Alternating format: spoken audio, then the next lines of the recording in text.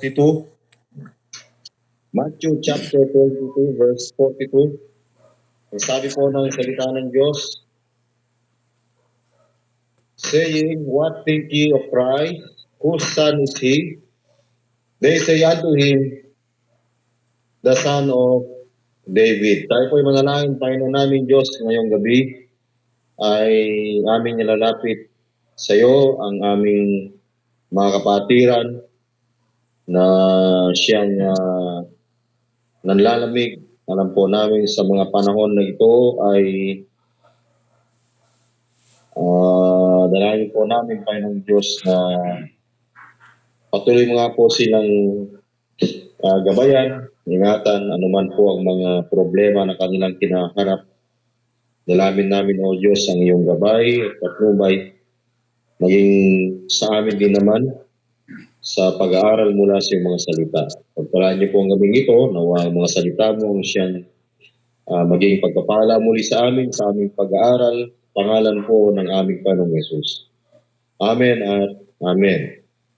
Ang pamagat po ng ating pag-aaralan ngayong gabi, mga batid, what think ye of Christ? Ano baga ang iyong pagkakilala kay Kristo? Una, makita po natin dito, mga batid, that Christ Himself, number one, He is the sovereign God who became our Savior. Naniniwala po tayo ng ating Panginoong Kristo. He is the second person of the Godhead. And alam po natin, He is the sovereign God. Siya rin po yung nagpakilala kay Moses sa Exodus chapter 3, verse 14 and 15. Ang sabi po ng Biblia sa Exodus chapter 3, verse 14 and 15, "And God said unto Moses, I am that I am. And he said, Thus shalt thou say unto the children of Israel, I am hath sent me unto you." And in verse 15, mga kapatid, "And God said moreover unto Moses, Thus shalt thou say unto the children of Israel, The Lord God of your fathers, the God of Abraham, the God of Isaac, and the God of Jacob, hath sent me unto you. This is my name forever, and this is my memorial unto all generations." Alam po natin, mga kapatid, na ang pagkakilala natin sa ating Panginoong Kristo ay, kung ating titignan yung John chapter 8, verse 58, yung I am na yan na tinutukoy ng Exodus chapter 3, verse 14, walang iba kundi ang ating Panginoong Kristo, ay inulit niya muli yan sa John chapter 8, verse 58, yung kanyang pagpapakilala. Sa John 8:58, Jesus said unto them, Verily, verily, I say unto you, before Abraham was, I am. So, siya po yung tinutukoy ng Exodus chapter 3, verse 14 kay Moses na nagpakilala ng I am that I am. At alam po natin na si Kristo ay He is a sovereign God. He is our supreme Redeemer. And He is a sovereign God. Alam po natin, mga batid, na yung sovereign God na ito ay na nagkatawang tao, na siyang naging ating tagapagligtas para abutin yung ating kalagayan bilang makasalanan. At dito nga po ay natupad na yung pangako ng Matthew chapter 1 verse 21. Sabi po ng Biblia, "And he shall bring forth a son, and thou shalt call his name Jesus, for he shall save his people from their sins." At siya'y manganganak ng isang lalaki, at ang pangalang itatawag mo sa kanya ay Jesus, sapagkat ililigtas niya ang kaniyang bayan sa kanilang mga kasalanan.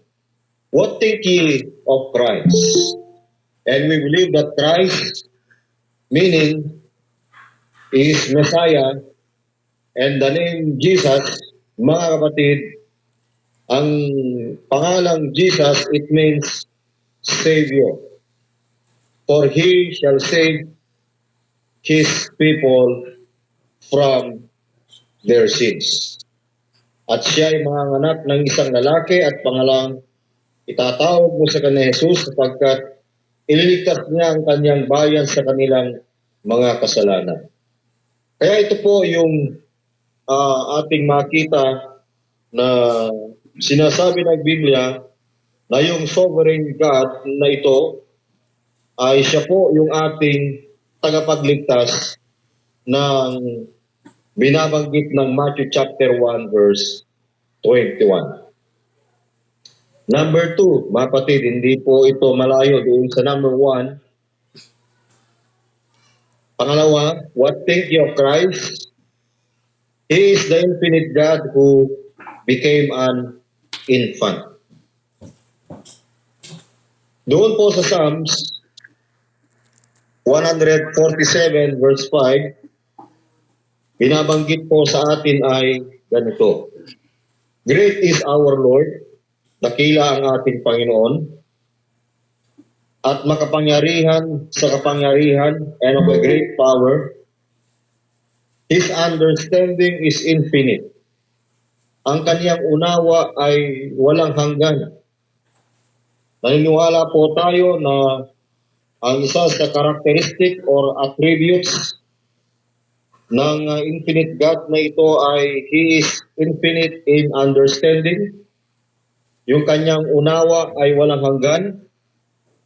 Naniniwala rin po tayo na yung kanyang kapangyarihan ay walang hanggan. He has an infinite power.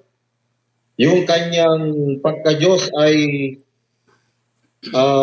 infinite. Hindi po tayo naniniwala na nagsimula lamang yung kanyang pagka-Diyos nung siya ay sinilang. He is infinite in power, in wisdom, infinite in understanding, infinite in knowledge. Yung kanyang purity, mga kapatid, ay infinite. Yung kanyang holiness ay infinite. Yung kanyang buhay ay infinite. Walang hanggan, mga kapatid. So pag sinabi nating infinite ay hindi po siya yung Diyos na nanghihina, kundi siya yung Diyos na dakila, Diyos na siyang makapangyarihan sa lahat, Diyos na siyang lumalang ng langit at ng lupa. Siya ang nagdisenyo ng lahat ng bagay na siyang ating nakikita. Kaya tinawag po siyang infinite God, sapagkat walang sinumang mas mataas sa Kanya na dapat po nating paglingkuran. Dito sa 1 Timothy chapter 3:16, 1 Timothy chapter 3:16, siya po ay nagkatawang tao, yung tinatawag po nating infinite God who became an incarnated God. Nag-incarnate ang ating Banal na Kristo. Nagkatawang tao po siya sa 1 Timothy chapter 3 verse 16, "And without controversy, great is the mystery of godliness. Dakila ang hiwaga ng kabanalan. God was manifest in the flesh. Ang Diyos ay nahayag sa laman, justified in the spirit, sin of angels, preach unto the Gentiles, believe on in the word, receive up into glory.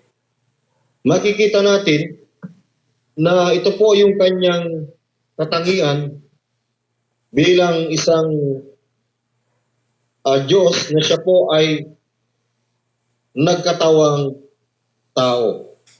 At ito po yung tinutukoy ni John sa kanyang sulat sa John chapter 1 verse 14, and the word was made flesh and dwelt among us, and we beheld his glory, the glory as of the only begotten of the Father, full of grace and truth.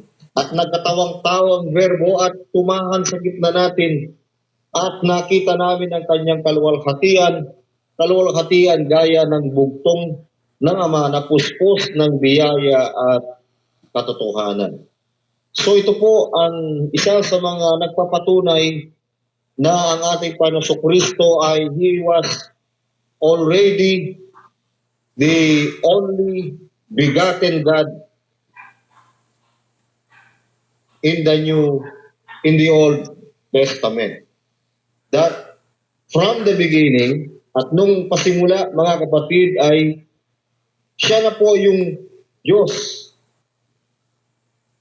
na tinutukoy po sa atin, lalo na doon sa salitang I am, that I am, na tinukoy ng John chapter 8, verse 58. At makikita po natin kung paano po siya ipinangaral na yung word na ito ay it was made flesh. Siya po ay nagkatawang tao. He is the living word.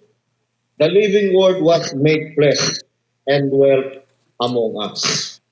Alam nyo ba mga kapatid, ay nung ipinanganak ang ating Panginoong Kristo, hindi po mga tao ang unang nangaral sa kanyang kapanganakan.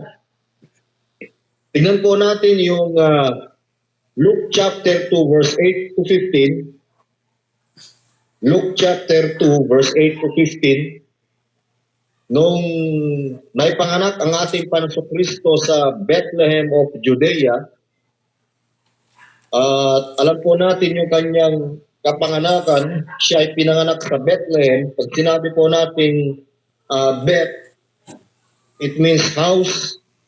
Lehem means bread. Ibig sabihin, pag sinagsama po natin yung salitang Bethlehem, it means the house of bread.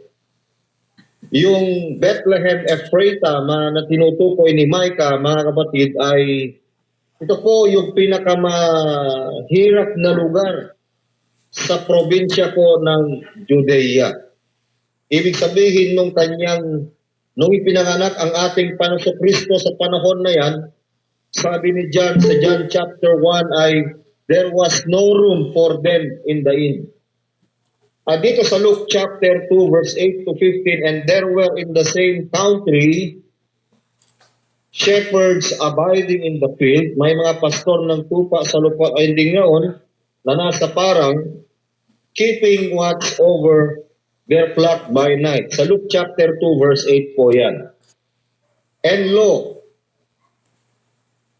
the angel of the Lord came, in verse 9, upon them, and the glory of the Lord showed round about them, and they were sore afraid.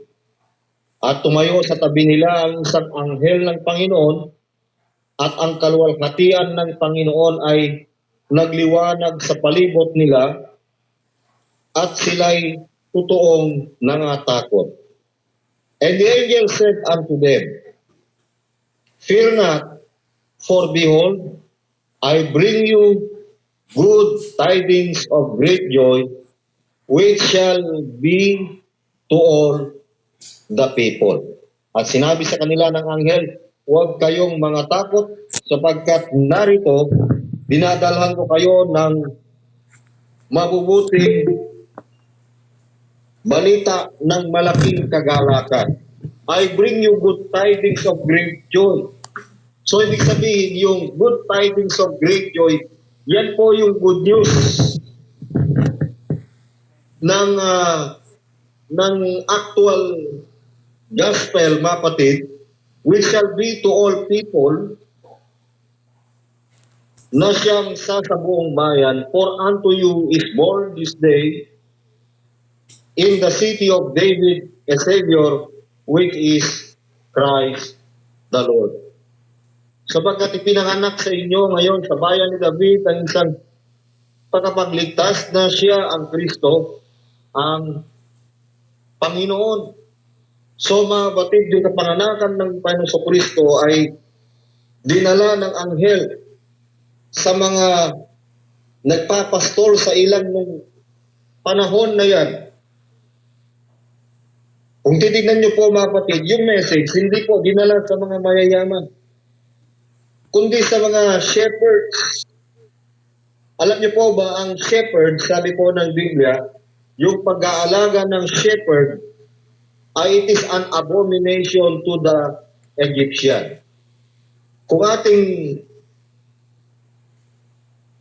titignan mga kapatid, ang shepherd po ay mababang uri ng profession nung panahon nung araw. Tignan natin sa Genesis chapter 46, verse 34.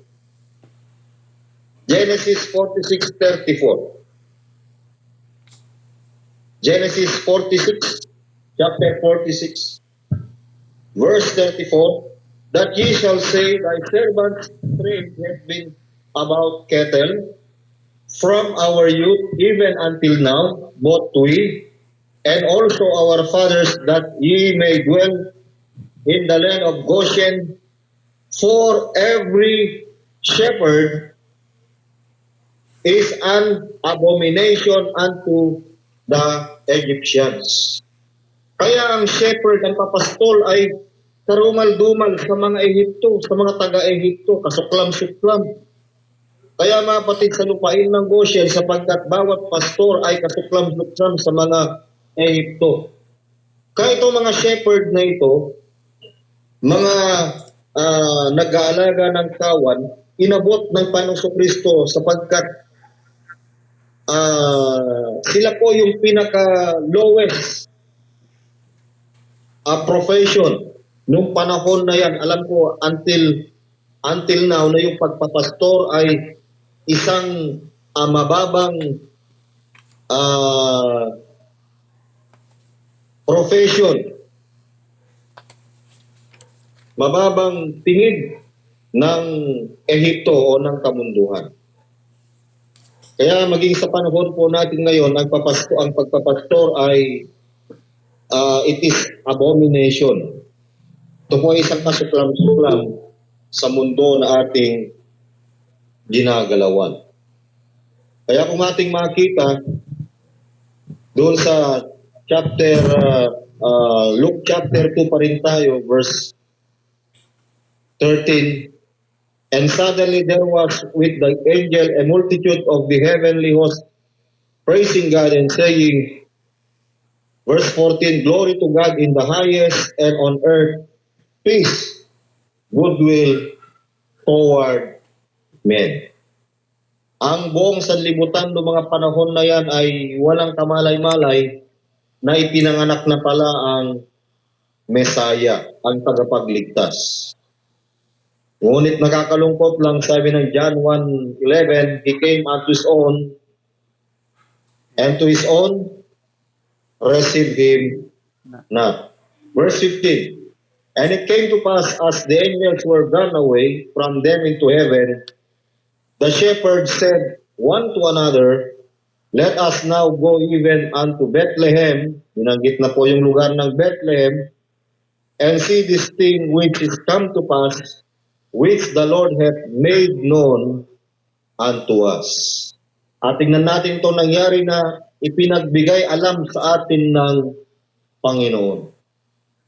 Kaya ang mga shepherd ng mga panahon nila, sila ang unang nakatanggap ng balita. And we believe that angels are messengers ng kapanahonan na yan. They are not only messengers, of the gospel. They are also ministers of, they are also ministering spirits, mga kapatid. At ito po yung role ng mga angels sa atin bilang mga mananampalataya. Kaya kung ating makita, noong namatay si Lazaro, he was carried by the angels into Abraham's bosom. At pagdating ng araw, pagdating ng Panginoon, sa Matthew chapter 24, yung mga angels din po ang gagamitin para i-gather ang mga elect from the four winds of the earth.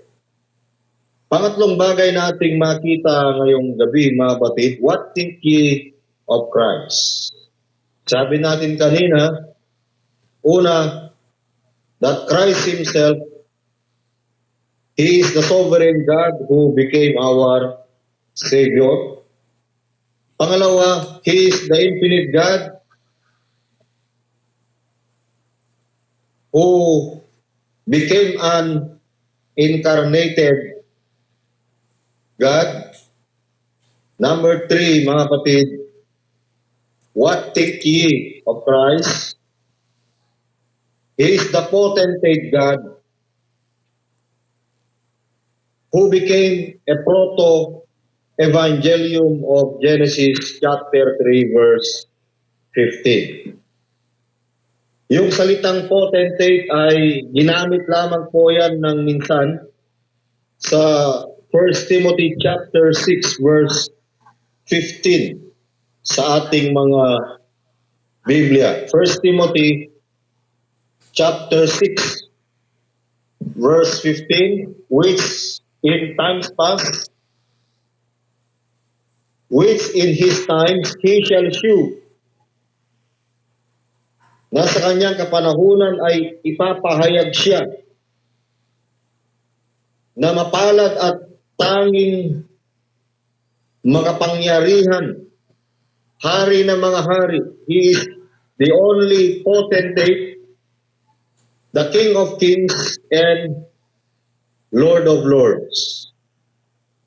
Siya po ay mapalad at tanging makapangyarihang hari ng mga hari at Panginoon ng Panginoon. He is the only potentate God, mga kapatid, who became a proto-evangelium of Genesis chapter 3 verse 15. Kung titignan natin ang Genesis chapter 3 verse 15, ito po yung prophecy ng incarnation of Christ sa Genesis chapter 3 verse 15, at alam po natin na ito po yung ipinangako ng Ama na promised seed na tinutukoy po ng Genesis chapter 3 verse 15. Kung ating babasahin po yun, and I will put enmity between thee and the woman, and between thy seed and her seed. It shall bruise thy head, and thou shalt bruise his seed. Yung seed of the woman po dyan, ay siya po yung promised seed. Siya rin po yung promised son, and he is also the promised Savior. Kaya po yung salitang proto, it means single or one. Evangelium means good news.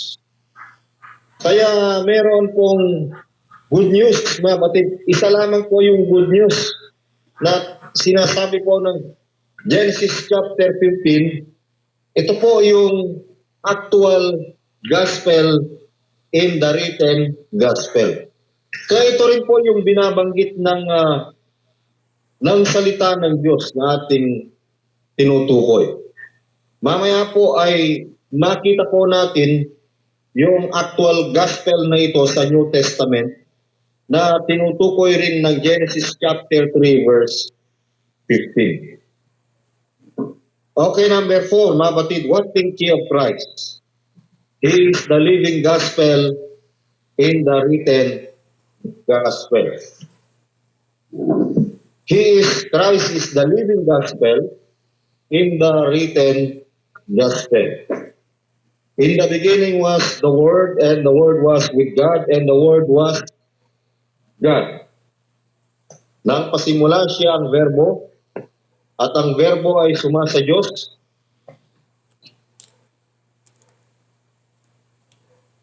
at ang verbo ay Diyos. Sa ibang version, lalo na sa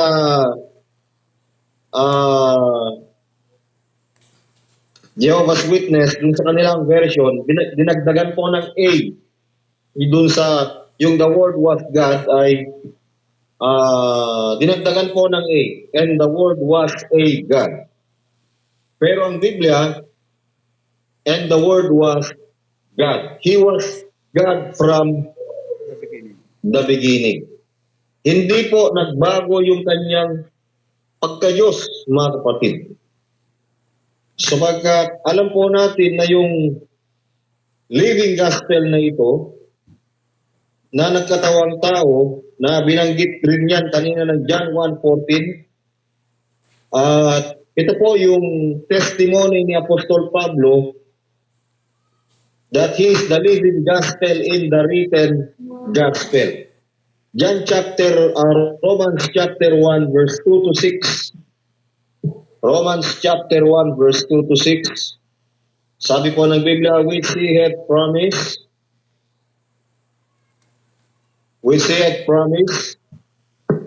afore by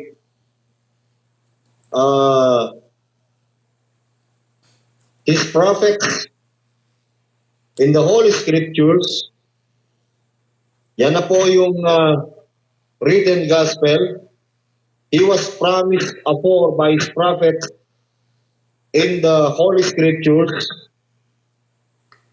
concerning his Son Jesus Christ, our Lord, which was made of the seed of David. Yung seed of the woman ay ipapanganak doon sa lineage ni David sa kanyang generation, and he is the seed of David according to the flesh, and declared to be the Son of God with power, according to the Spirit of holiness, by the resurrection from the dead. So he was declared to be the Son of God. So yung kanyang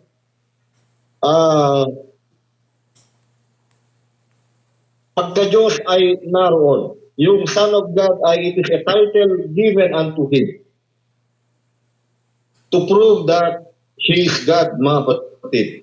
Verse 5, by whom we have received grace and apostleship for obedience to the faith among all nations for his name, among whom are ye also the called of Jesus Christ. Kaya ito po yung actual gospel na sinasabi ng written gospel ng Romans chapter 1 verse 2 na ito po yung pangako ng una na sa pamamagitan ng kanya mga propeta at sa mga banal na kasulatan. Kaya sabi ng Apostol Pablo sa aklat ng Roma, natupad na yung propesiya na yung propesiya na ito ay naganap na, and it was declared unto us, sabi nga ng 1 Corinthians chapter 15. Kaya kung tingnan po natin yung 1 Corinthians chapter 15 na tinutukoy po roon na gospel, mga batid, sabi ni Pablo sa Corinthian church in verse 1, moreover, brethren, I declare unto you the gospel which I preach unto you, which also ye have received and wherein ye stand. Kaya ito po ay i-declare, ipinahayag Ito po ay ipinangaral, it was declared, it was preached, and it was received. Ito po ay tinanggap at siya rin naman ay pinanatililihan. Ito ang kanyang tinayuan, wherein ye said, by whom also ye are saved, if ye keep in memory what I preach unto you, unless ye have believed in vain. Sa pamamagitan naman nito ay ligtas kayo kung matyagan ninyong iingatan ang salitang ipinangaral ko sa inyo, maliban na kung kayo'y nagsisampalataya ng walang kabuluhan. Verse 3, for I delivered unto you first of all that which I also received. Pinaliwanag ni Apostol Pablo yung kanyang natanggap. Yung good news, yung written gospel na it was preached, it was declared.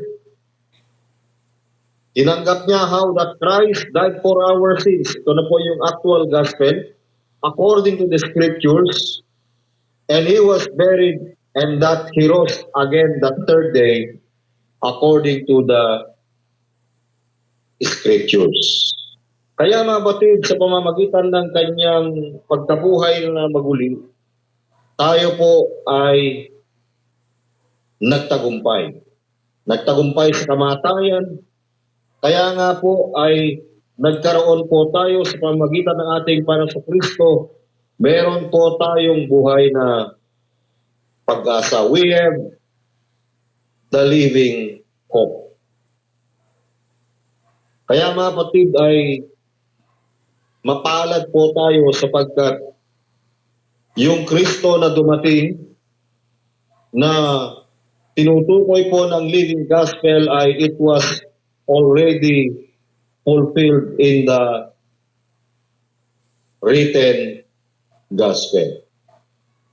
What think ye of Christ? Panglima na ating makita, He is the Son of God, who is the Savior of all men, our blessed hope, and our coming King, who is blessed forever. 1 Timothy chapter 4 verse 10, for therefore we both labor and suffer reproach, sapagkat dahil dito ay nagsisipag pagal kami at nagsisipag sikap, mga batid. Kaya sa ating mga biblical eldership or leadership, ito po talaga yung dahilan kung bakit po tayo nagsisipagpagal at nagsisipagsikap sa gawain ng Panginoon. Yung ating pagiging Kristiyano ay ito po rin ang naging dahilan na tayo po ay magsikap na mga mananampalataya at dapat magsipagal. For therefore, we both labor and suffer reproach. Alam niyo yung salitang reproach? Nakalimutan ko na po yung Tagalog nito. Panlalait. Yan. We both labor and suffer reproach because we trust in the living God. Sapagkat may pag-asa kami sa Diyos na buhay na siyang tagapagligtas sa lahat ng mga tao, lalong-lalo na sa mga nagsisampalataya. Kung yung buhay natin ay nalalait dahil sa paglilingkod sa Panginoon, magpatuloy lang po tayo mga kapatid, sapagkat hindi po kalugihan sa Diyos ang maglingkod. Gaya nga ng sinasabi ko nung isang araw, mga kapatid, sa mga kapatiran, kung ang buhay po natin dati ay botelyang hawak, ngayon na po ay nung binago tayo ng Panginoon, Biblia na po ang hawak po natin. Kaya hindi po tayo dapat na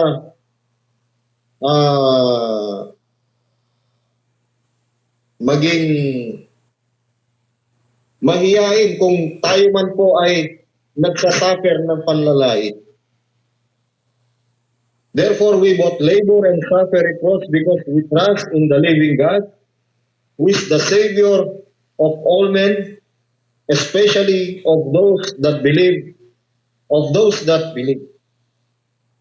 One time nga po, nung nagsisimula kami ng gawain ng araw rito, sabi nung kapitbahay, Pastor, Diyos ka ng Diyos, pero wala ka namang pera. Pero sinagot namin yung tao, may pera ka nga, wala ka namang Diyos. Anong pipiliin mo? Biglang tumahimik. Hindi na ho siya nang lalait, mga kapatid. Titus chapter 2, verse 13 and 14. Looking for that blessed hope. Nahintayin niyaong mapalad na pag-asa and the glorious appearing of the great God and our Savior Jesus Christ. At ang pagpapakita ng kaluwalhatian ng ating dakilang Diyos at takapagligtas na si Jesucristo, who gave Himself for us that He might redeem us from all iniquity. Meron po tayong mapalad na pag-asa sapagkat tayo po ay tinubos sa lahat ng ating mga pagkakasala. Sabi ng Biblia, and purify unto Himself a peculiar people, zealous of good works. He purified unto Himself a peculiar people. Naniniwala po ako ang mga elect ay they are a peculiar people. They are a chosen people of God. Called from darkness into His marvelous light. They are called from the son of the devil to the son of God. We are called from reprobation unto redemption. Kaya yung buhay na pag-asa na meron sa atin, mga kapatid, itong dahilan kung bakit hindi ho tayo nawawalan ng pag-asa. May mga panahon na parang nawawalan tayo ng pag-asa. Minsan talagang dumarating yung panahon na walang-wala. Halos ayaw na natin dahil wala. Gusto na natin bumigay. Pero yung panahon na bumibigay ka pala, yun din pala yung panahon na ang Diyos ay nandun, hindi nagpabaya ang Panginoon. Kaya mapalad na pag-asa, hindi lamang sa kaligtasan, sa lahat ng aspeto ng pamumuhay natin bilang mananampalataya. Siya po talaga lamang yung ating blessed hope. At naniniwala po tayo, mga kapatid, na hindi po tayo pababayaan ng Panginoon. Kaya ngayong gabi, ating makikita ano ba ang pagkakilala natin kay Kristo. Itong naipangaral ngayong gabi ay, alam ko po na ito po ay napaka-basic po sa atin. What think ye of Christ, number 1, as we conclude this message this evening. He is the sovereign God who became our Savior. Number 2, He is the infinite God who became an incarnated God. Number 3, mga kapatid, He is the potentate God who became a proto-evangelium of Genesis chapter 3 verse 15. And number 4, He is the living gospel in the written gospel. And number 5, He is the Son of God, who is the blessed Savior of all men, our blessed hope, and our coming King, who is blessed forever. At as we conclude, 1 Corinthians chapter 15 verse 58, mga kapatid. 1 Corinthians chapter 15 verse 58. Sabi po ng salita ng Diyos, 1 Corinthians 15:58. Therefore, my beloved brethren, be ye steadfast, unmovable, always abounding in the work of the Lord, for as much as you know that your labor is not in vain in the Lord. Sana po ay yung pagkakilala natin sa ating Panginoong Kristo, yun nawa ang siyang magmo-motivate po sa atin na tayo po ay maglingkod hanggang po na siya po ay darating.